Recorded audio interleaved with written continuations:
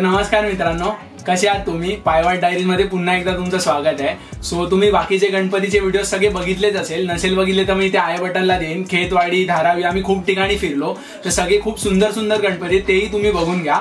आणि आज आता मी तुम्हाला दाखवणार आहे लालबाग परेलचे सगळे मोठे गणपती आणि नवसाचे गणपती. तर आम्ही तिकडे जाऊन आलो, बट ब्लॉग करायला काही मिळालं नाही कारण तिकडे खूप जास्त गर्दी असते. सो मी व्हिडिओ टाकीन सिनेमॅटिक, सो तुम्ही बघा. चला बघूया.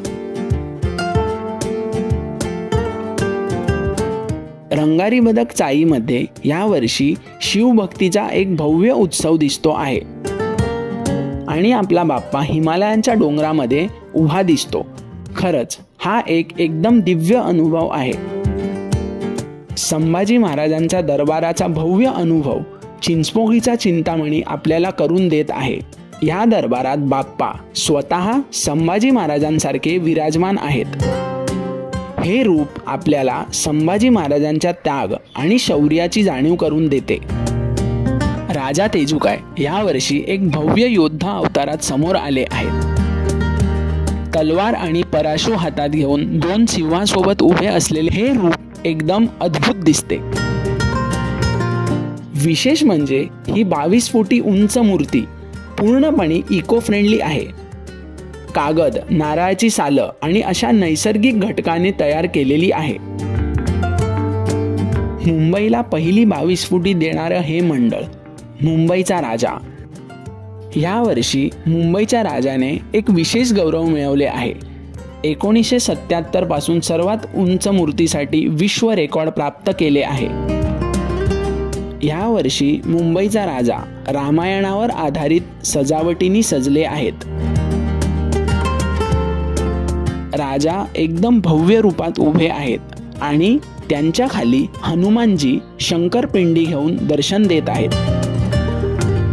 हा अनुभव भक्तांच्या मनाला एकदम स्पर्श करतो.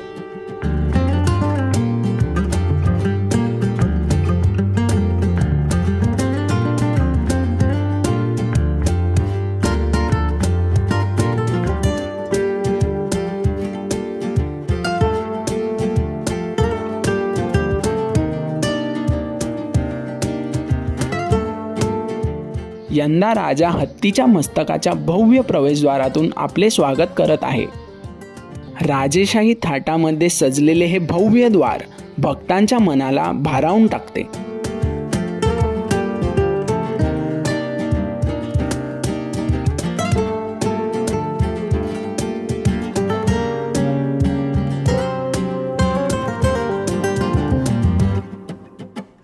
मुंबईमधील सगळ्यात प्रसिद्ध आणि नवसाला पावणारा बाप्पा लालबागचा राजा.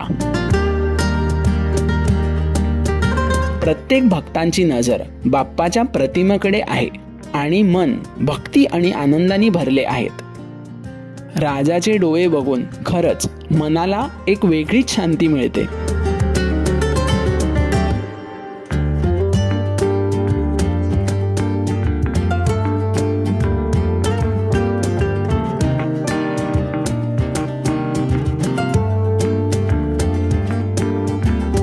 प्रत्येक वर्षीसारखी परेलच्या इच्छापूर्तीची सजावट शानदार आहे.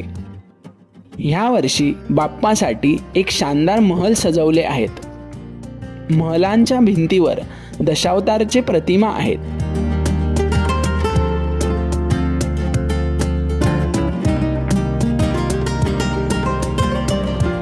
आणि बाप्पाची मूर्ती प्रत्येक वर्षासारखी सुंदर रीतीने महलामध्ये विराजमान आहे. हे दर्शन खरंच दिव्य आणि मनमोहक आहे.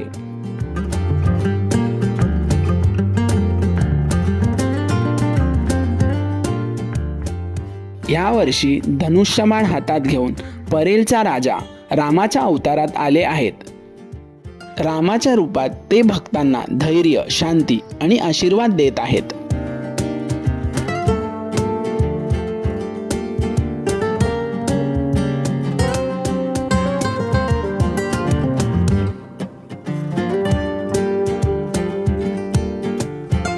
गणपती बाप्पाचे दर्शन झाल्यावर आपल्याला सुंदर असे राम मंदिर आणि रामाचे दर्शन घ्यायलाही मिळते.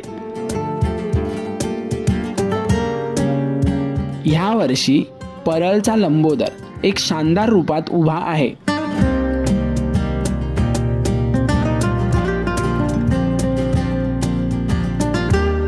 हातात एक मोठी तलवार आणि घोड्याबरोबर असलेले बाप्पाचे हे रूप अगदी मनमोहक दिसतं.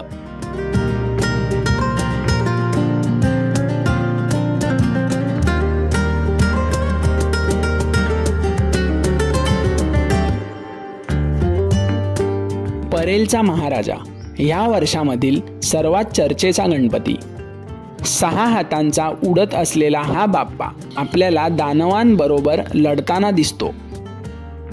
मूर्तीचं असं संतुलन बघून भक्तांना बाप्पाचं एक अविस्मरणीय रूप बघायला मिळतं. परेलचा विघ्नहर्ता यावर्षी तुंबाडच्या कथेवर आधारित सजले आहेत. तुंबाडच्या कथेवर आधारित एक सुंदर चलचित्रही इथे सादर केलं जात आहे आणि इकडचे बाप्पा आपल्याला मोठ्या माश्यावर सवार करताना दिसत आहेत.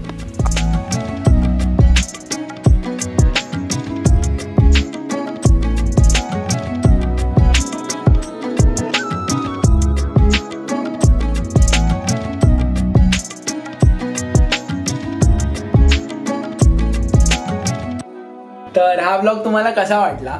लालबाग परेल मधला सगळ्यात जास्त तुम्हाला कुठला गणपती आवडला हे आम्हाला नक्की कमेंट करून सांगा. सो आता आपण हा ब्लॉग इकडेच एंड करूया. आता आपण भेटूया पुढच्या अशा कुठल्या तरी एक्साइटिंग ब्लॉग मध्ये.